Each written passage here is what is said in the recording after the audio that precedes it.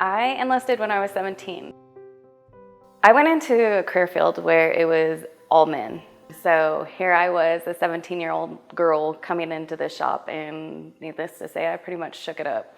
My husband also served in the Air National Guard. That's how we met. When I started at Northrop Grumman, they thanked me for my service, but it didn't really register. It wasn't until that moment during the GRIT meeting. GRIT is founded by women veterans at Northrop Grumman for other women veterans.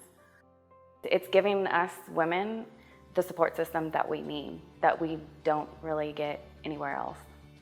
The very first meeting that we had, someone had made the comment that it doesn't matter if you were Guard, active duty, or reserves, that we all signed on the dotted line and took that oath to protect this country. That's when I did realize that I am a vet. I'm a woman veteran. What she and other people like her didn't realize is every fighter in the unit didn't maintain itself. It was up to people back home, so she was part of it.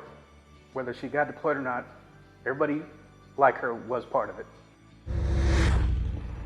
My husband works at Northrop Grumman also, and so we moved down here to Palmdale. I couldn't think of working anywhere else. I'm excited about going to work every single day, and I have a community that supports me.